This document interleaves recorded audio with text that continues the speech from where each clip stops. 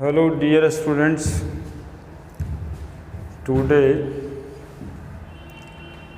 हम लोग Raoult's law पढ़ेंगे।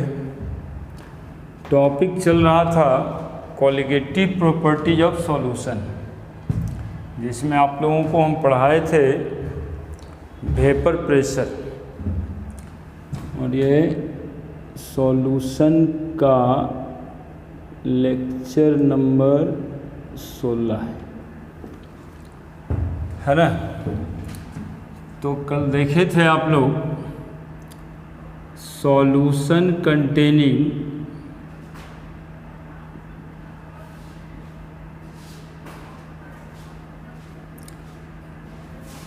Vapour pressure of solution containing volatile solute. तो एक कुछ फार्मूला आया होगा, P = P01 × x1 + P02 × x2, जहाँ पे फिर से एक बार बता दें, P total pressure of solution है, P01 पार्शियल वेपर प्रेशर नहीं है। Partial vapour pressure P = P1 + P2 इससे पहले लिखे थे, है ना। P01 क्या है, तो vapour pressure of solute in pure state है, और ये मोल फ्रैक्शन ऑफ सॉल्यूट है। और P02 क्या है, तो vapour pressure of solute in pure state, और ये सॉल्यूट मोल फ्रैक्शन का। नाउ हम लोग पढ़ेंगे verification of Raoult's law. Verification of Raoult's law, verification करने का मतलब है कि राउल्स लॉ जो बताए कि टोटल वेपर प्रेशर सॉल्यूशन का जो होता है वो सॉल्यूशन में प्रेजेंट सॉल्यूट और सॉल्वेंट के पार्शियल वेपर प्रेशर के सम के बराबर होता है।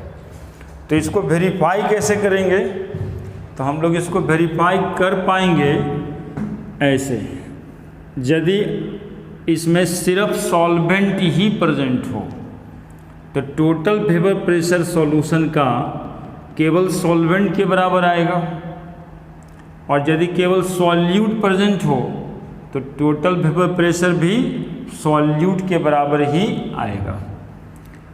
तो as we know x1 + x2 = 1, sum of mole fraction 1 होता है। देन x2 = 1 - x1 लिख सकते हैं।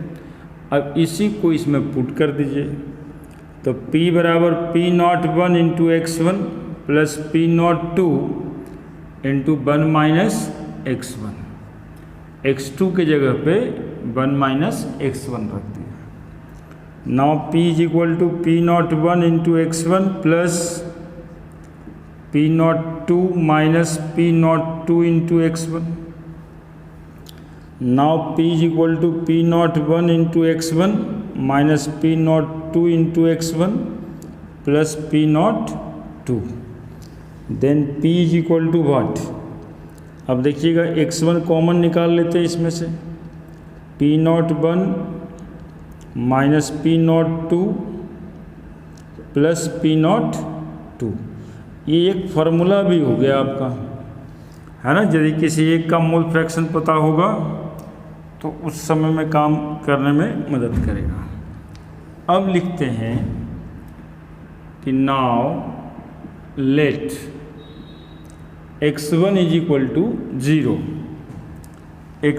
x1 जो है mole fraction of solvent is 0। तो x1 जब 0 हो गया तो total term 0। Then total vapour pressure = P02। तो वेरीफाइड हो गया या नहीं हो गया, लिख सकते हैं आप कि since if the mole fraction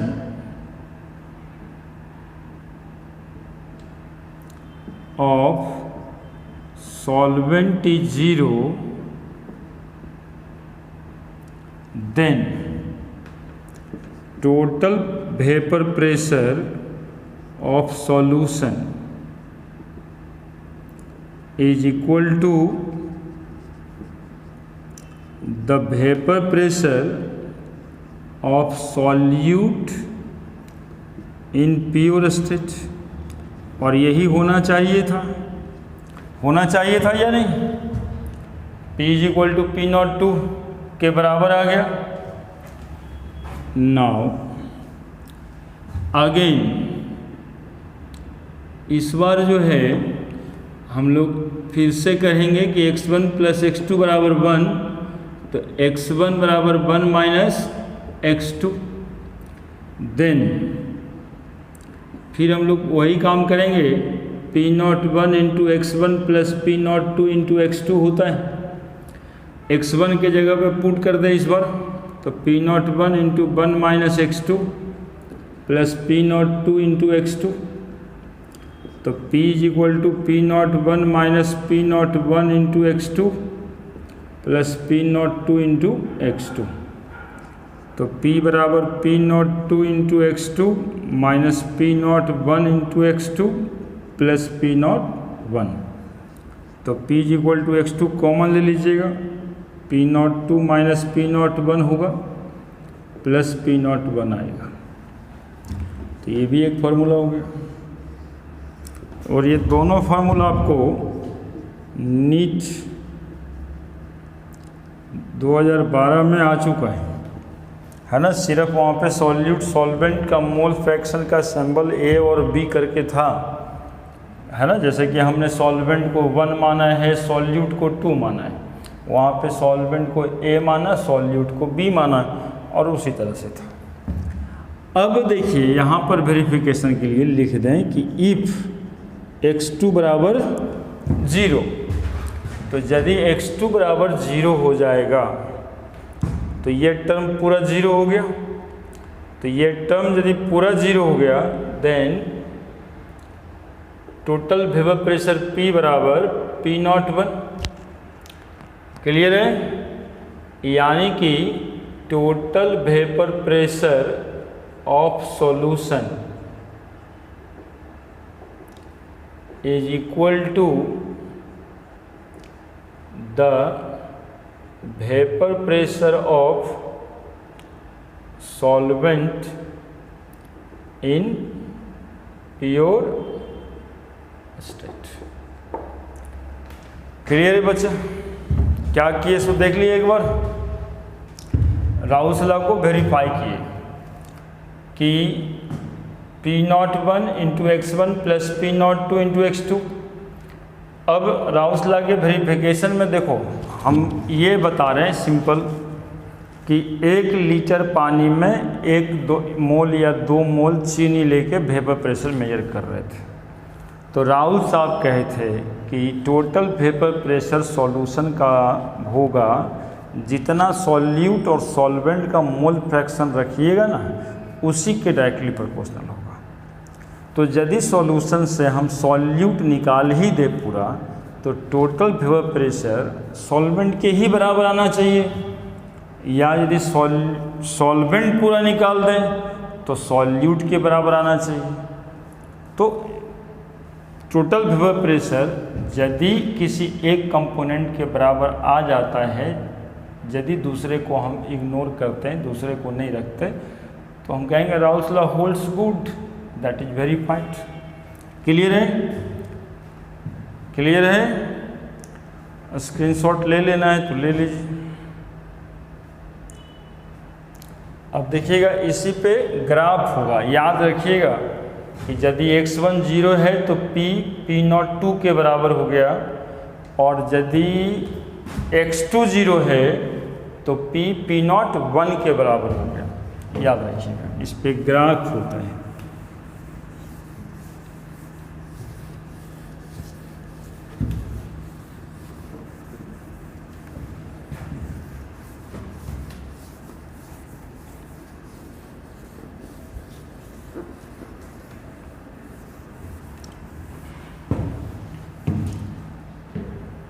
अब देखिए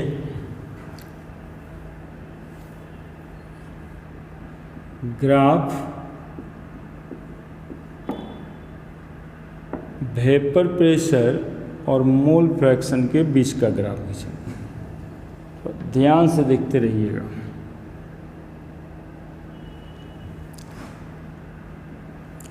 यहाँ पर हम लोग वेपर प्रेशर ले लेते हैं और यहाँ x1 बराबर 1 लेते हैं, 0 से शुरू करिए, 0 लेते हैं, x1 बराबर 0 लेते हैं, है ना।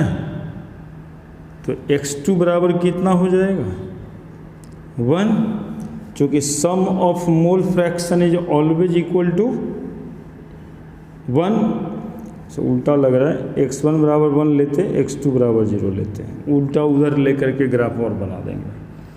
अब यदि सॉल्यूशन में ये 0.8 होगा तो ये 0.2 होगा, यदि 0.6 होगा तो ये 0.4 होगा, यदि 0.4 होगा तो ये 0.6 होगा, 0.2 होगा तो ये 0.8 होगा, और यदि फिर से ये 0.0 हुआ तो ये 1.0 हो जाएगा। Sum of mole fraction is equal to always 1।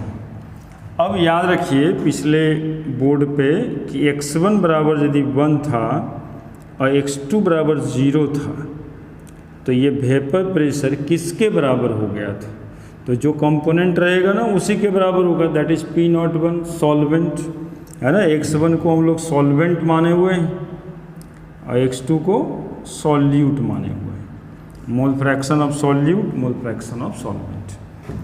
अब यहाँ पे देखिए ये सॉल्यूट 1.0 है तो वेपर प्रेशर सिर्फ सॉल्यूट के बराबर होगा, है ना। जो यहाँ पर इस तरह से करके P02, यही दोनों आया था पिछले वेरिफिकेशन में कि इफ़ x2 बराबर 0 then total vapour pressure is equal to P01 and if x1 बराबर 0 then total vapour pressure is equal to P02। अब इलाय विथ, अब राहुल साहब कहते हैं कि जैसे जैसे ये मोल फ्रैक्शन घटेगा, है ना, जैसे सॉल्वेंट का मोल फ्रैक्शन घट रहा है तो वेपर प्रेशर भी घटेगा, तो इसको घटा दीजिए और जब ये 0 हो जाएगा तब वेपर प्रेशर भी 0 ही आ जाएगा। क्लियर हुआ। अब सॉल्यूट यहाँ पर मैक्सिमम है और इधर घट रहा है तो वेपर प्रेशर इसका भी घटेगा और ये आ जाएगा आपको यहाँ पे। क्लियर। अब इस लाइन को यदि आप मिला देंगे तो ये लाइन क्या बताएगा कि यदि सॉल्यूशन में इतना इतना सॉल्यूट सॉल्वेंट दोनों है तो प्रेशर कितना होगा, that is P is equal to P1 plus P2, partial vapour pressure, Raoult's law, है कि नहीं। और ये ग्राफ क्या बता रहा है, P1 is equal to x1 into P01, और ये ग्राफ क्या बता रहा है, P2 is equal to x2 into P02। Clear है। तो ये राउल साहब का ग्राफ, क्या ग्राफ से आपको दिख रहा होगा कि जैसे जैसे सॉल्वेंट और सॉल्यूट दोनों सॉल्यूशन में आता है तो वेपर प्रेशर सॉल्वेंट से कम और सॉल्यूट से थोड़ा ज़्यादा हो जाता है। तो हम लोग को पढ़ना भी तो यही था, lowering in vapour pressure. Solvent में सॉल्यूट जब ऐड करते हैं तो वेपर प्रेशर क्या हो जाता है, घटता जाता है। हाँ, इस ग्राफ को उल्टा भी बना सकते हैं आप, ऐसे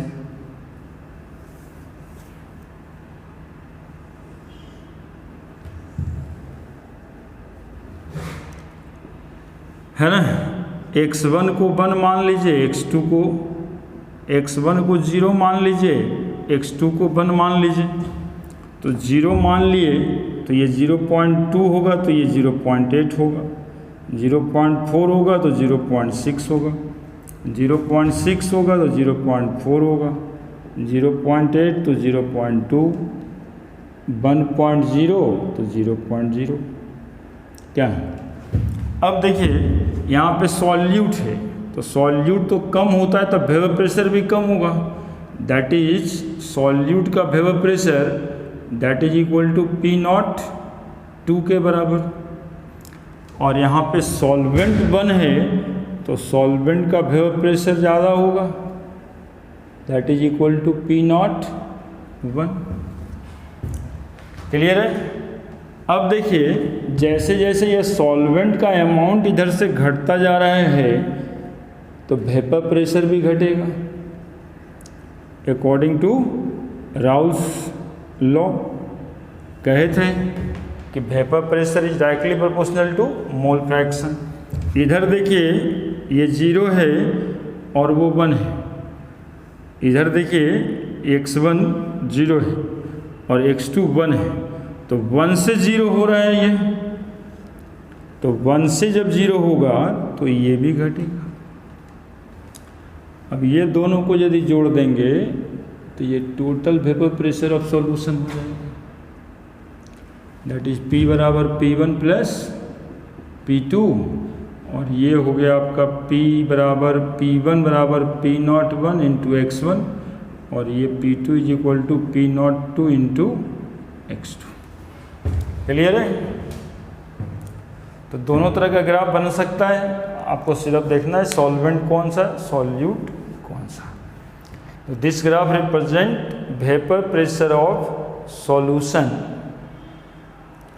in case of volatile solute. जब वोलेटाइल सॉल्यूट ऐड करेंगे तो सॉल्यूशन का वेपर प्रेशर क्या होगा। क्लियर।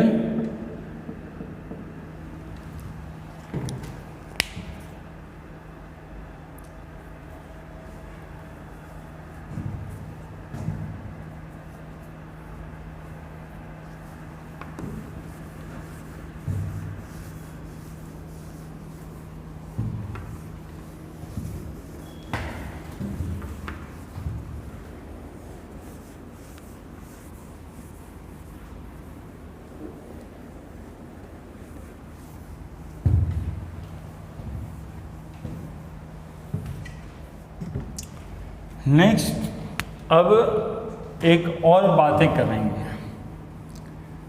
तो वेपर प्रेशर का फॉर्मूला हुआ। अब एक बात और करेंगे, मोल fraction of vapour in gaseous phase. देखिए क्या बात है, समझिएगा इसको थोड़ा ढंग से।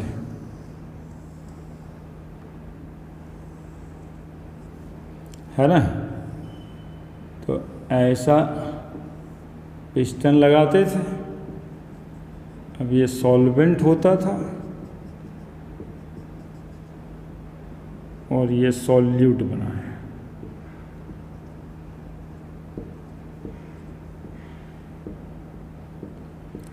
अब इसको हीट करेंगे तो इसके वेपर भी बनेंगे।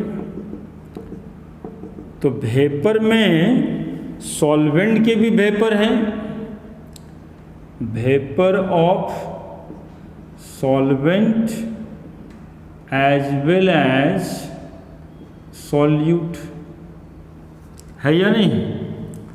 अब देखिए गौर से देखिएगा, यहाँ पर क्या लिख रहे हैं, x1 और x2 मोल फ्रैक्शन था सॉल्वेंट का और सॉल्यूट का। यहाँ बाई 1 और बाई 2 ये मोल फ्रैक्शन लेते हैं वेपर का, वेपर फेज में सॉल्वेंट और सॉल्यूट का। अब इस x से इस बाई को रिलेट करना है कि मोल फ्रैक्शन वेपर फेज में कितना होगा, सॉल्वेंट का या सॉल्यूट का। तो सबसे पहले हम लिख दें कि वो है क्या क्या। तो x1 बराबर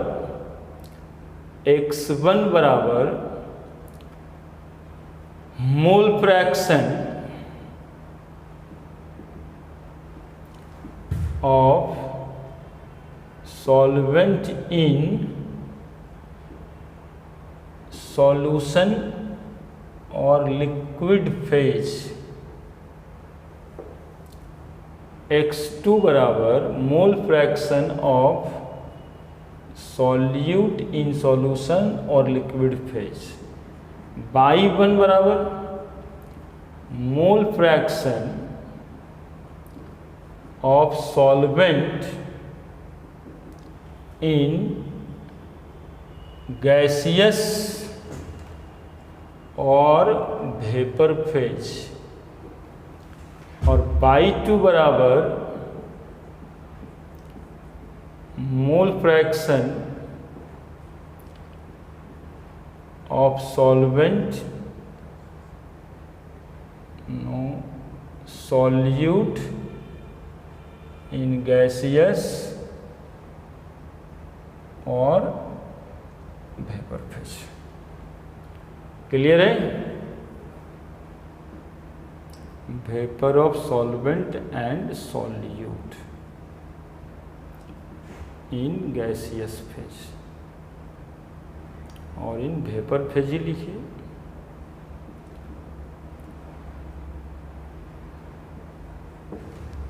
है ना? तो अब देखिए क्या है कि x1 और y1 में क्या रिलेशन है। तो ये रिलेशन डाल्टन साहब से निकलेगा, gaseous state according to Dalton's law. एक बात पढ़े होंगे, पार्शियल प्रेशर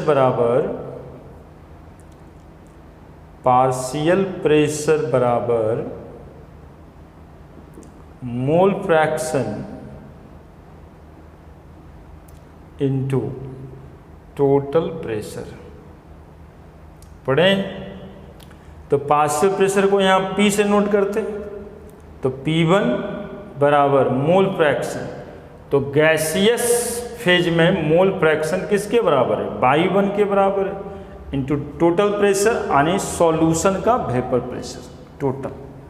तो P1 बराबर y1 इंटू P, तो y1 is equal to P1 by P। तो फिर y1 is equal to P1 बराबर, याद होगा आपको क्या था, x1 into P01 by total pressure P। Similarly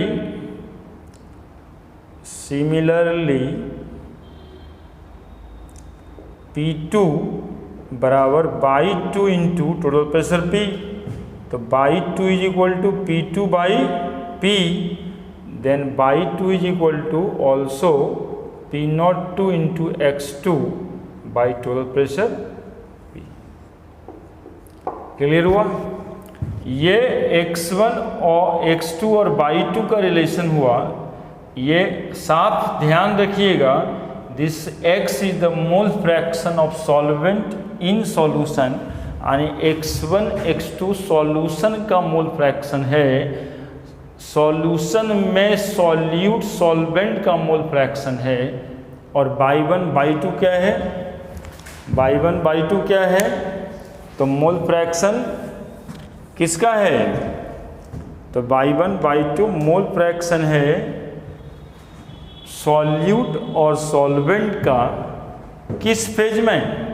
तो बोलेंगे वेपर फेज में। क्लियर? क्लियर और नॉट? क्या पढ़ा है, समझ में आया? x1 और x2 सॉल्यूट सॉल्वेंट का किताब, सॉल्यूट सॉल्वेंट का मोल फ्रैक्शन सॉल्यूशन फेज में, और y1 y2 mole fraction solute solvent का गैसियस फेज में। That will the relation. Clear?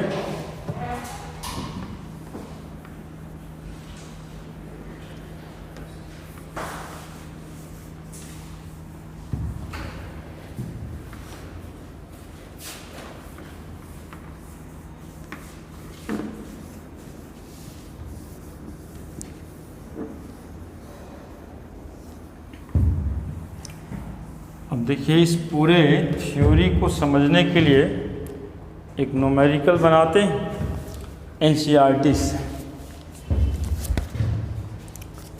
सबसे पहले एनसीईआरटी शुरू करते हैं,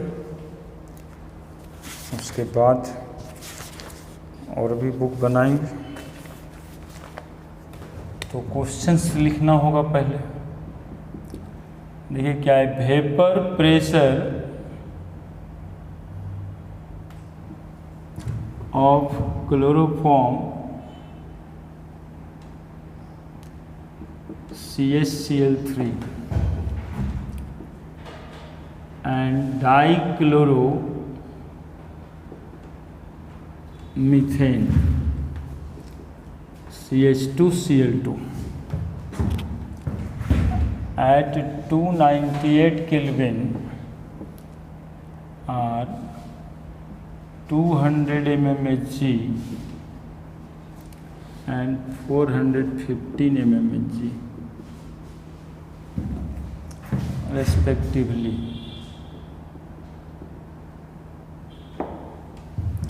First, calculate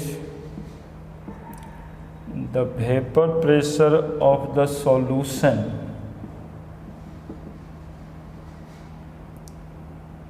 prepared by mixing 25.5 gram of CaCl3 and 40 gram CH2Cl2 at 298 Kelvin. दूसरा है mole fraction of each component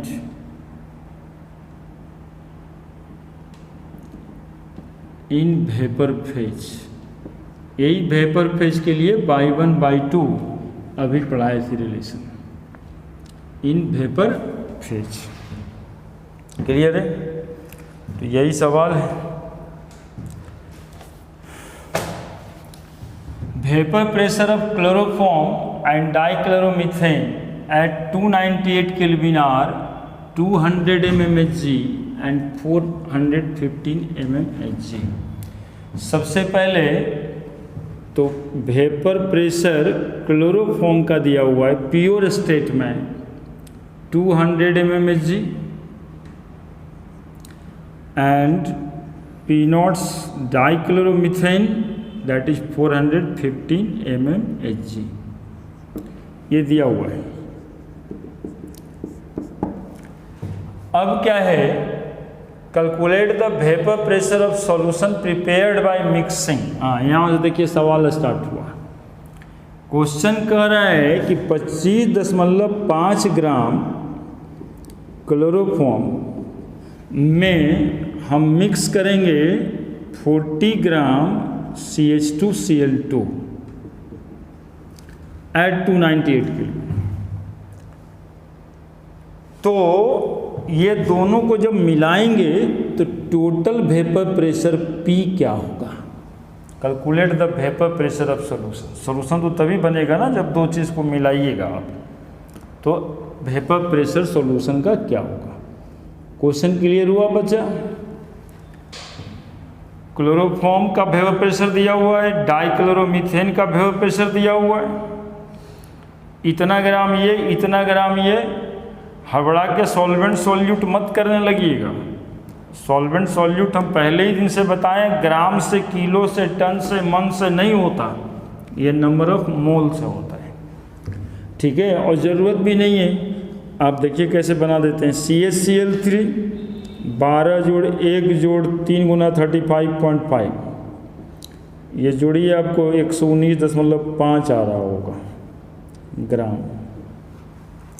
CH2Cl2 12 जोड़ 1 गुना 2 जोड़ 35.5 इंटू 2, तो 14 प्लस 70 1 71, 4 1 5 और 7 1 8, 85 ग्राम आया, है ना। चूँकि ये दोनों का मोल फ्रैक्शन पुट करना है हमें, तो नंबर ऑफ मोल पता चल जाए तो मोल फ्रैक्शन निकलेगा आसानी से। एक तो बात होगा डायरेक्ट मोल फ्रैक्शन पुट कर उसी में कर दें, या फिर अलग अलग दोनों का नंबर ऑफ मोल निकाल लें देन फार्मूला में जाएं। तो यदि नंबर ऑफ मोल निकालते हो क्लोरोफॉर्म का, तो वेट बाय मॉलिक्यूलर वेट, तो वेट दिया हुआ है 25.5, मॉलिक्यूलर मास 119.5 आया, और नंबर ऑफ मोल CH2Cl2 का निकालते हो तो वो भी दिया हुआ है 40 और नीचे आया 85। क्लियर है? तो 0.47 मोल और वो आ रहा है 0.213 मोल। क्लियर? अब चाहो तो यहाँ पे क्लोरोफॉर्म का मोल फ्रैक्शन भी निकाल सकते हो, या डाइक्लोरोमीथेन का किसी एक का निकालोगे, दूसरा में से एक घटा दोगे, निकल ही जाएगा। तो number of mole of CHCl3 by number of mole of CHCl3 plus number of mole of CH2Cl2, then number of mole of CHCl3 0.213 by 0.213 plus 0.47, ये कैलकुलेट करेंगे आप तो आ रहा है 0.312। तो मोल फ्रैक्शन ऑफ क्लोरोफॉर्म कैलकुलेट हो गया, तो CHCl3 का आया 0.312, तो मोल फ्रैक्शन CH2Cl2 का आ जाएगा 1 माइनस 0.312, दैट इज 0.688 0.312। क्लियर? अब लगा दीजिए Raoult's law. According to Raoult's law total vapour pressure P बराबर P01 इंटू x1, तो P01 की जगह CHCl3 लिख देते हैं, एक CHCl3 का, P02 CH2Cl2 into mole fraction भी CH2Cl2 का, तो P0 CHCl3 का दिया हुआ है 200 और मोल फ्रैक्शन आया 0.312 प्लस P0 दिया हुआ है 415 इंटू मोल फ्रैक्शन आया है 0.688, ये दोनों को जोड़ दीजिएगा तो टोटल वेपर प्रेशर सॉल्यूशन का निकल जाएगा। ये आ रहा है 347.9 mm, 347.9 mmHg। क्लियर है? क्वेश्चंस देखिए इतना सही नहीं बना है, ये सब तो काम करना पड़ा है। अब क्या कहता है दूसरा, क्लियर है? कुछ नहीं था, ये क्वेश्चन में दिया हुआ था जब क्लोरोफॉर्म प्योर स्टेट में है तो उसका वेपर प्रेशर कितना, डाइक्लोरोमीथेन है तो उसका वेपर प्रेशर कितना। उसके बाद लिखा था कि 25.5 ग्राम क्लोरोफॉर्म और 40 ग्राम CH2Cl2 दोनों को यदि मिला दें, हम सॉल्यूशन बना दें तो टोटल वेपर प्रेशर कितना आएगा। तो इसके लिए हम लोग क्या किए कि इसका पहले मॉलिक्यूलर मास निकाल लिए, इसका मॉलिक्यूलर मास निकाल लिए, फिर नंबर ऑफ मोल निकाल दिए और फिर नंबर ऑफ मोल निकाल दिए। अब मोल फ्रैक्शन निकाल दिए, एक का 0.312, दूसरे का एक में से घटा दिए तो 0.688 राउल्स लॉ लगा दिए। क्लोरोफॉर्म का vapour pressure x1 P1 x1 P2 x2 that is CHCl3, किसी को मान लो 1 2, यहाँ पर कहीं कोई प्रॉब्लम नहीं है ना, जहाँ सॉल्वेंट लिखेगा वहाँ 1 2 करना है, और जब नाम ही दिया है तो नाम ही लगा दिया। क्लियर है? तो पहला क्वेश्चन क्लियर है। दूसरा सवाल है कि मोल फ्रैक्शन बताइए ईच कंपोनेंट का वेपर फेज में, है ना। तो वेपर फेज में निकालने के लिए अभी एक फॉर्मूला बताएं कि यहाँ पे बाई निकलेगा, बाई CHCl3 बराबर P0 CHCl3 into x CHCl3, P01 x1 था by total vapour pressure that is P। अब CHCl3 का ये 200, मोल फ्रैक्शन आया है 0.213 बाई टोटल वेपर प्रेशर आया है 347.9। सॉल्व कर दीजिए तो मोल फ्रैक्शन गैसियस फेज में निकल जाएगा CaCl3 का, ये 0.18 आया। और CaCl2 का भी निकाल सकते हैं आप सीधा वैसे ही, 1 माइनस मोल फ्रैक्शन CaCl3, तो 1 माइनस 0.18 इज इक्वल टू 0.62। ये आया। क्या पढ़े थे, न्यूमेरिकली समझ में आ गया होगा सबको। अब देखिए इससे एक बात और हम बताएंगे, ये जो क्वेश्चंस बनाया उससे हमें क्या समझ में आया। हमें ये समझ में आया कि सॉल्यूशन फेज में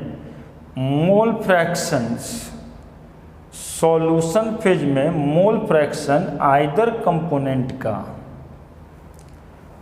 ये आता है और वेपर फेज में ये आता है। इसका मतलब ये है कि क्लोरोफॉर्म या डाइक्लोरोमीथेन का वोलाटिलिटी का जो फेनोमेनन है वो कितना वोलाटाइल है, इस पे डिपेंड करता है कि उसका वेपर कितना बनेगा। ये जरूरी नहीं कि सॉल्यूशन में यदि क्लोरोफॉर्म इतना है तो वेपर में भी उसका उतना ही पार्टिसिपेशन होगा। That is mole fraction solution phase का और मोल फ्रैक्शन वेपर फेज का बराबर नहीं होता है। क्लियर? कोई दिक्कत?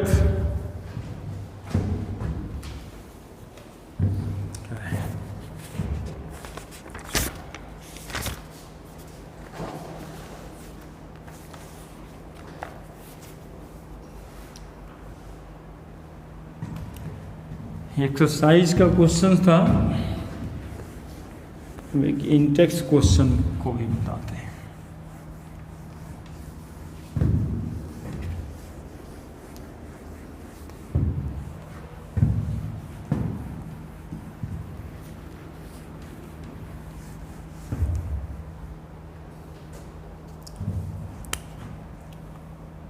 Question: the vapor pressure of pure liquid A and B are 450 and 700 mmHg respectively at 350 Kelvin. Find out the composition of the liquid mixture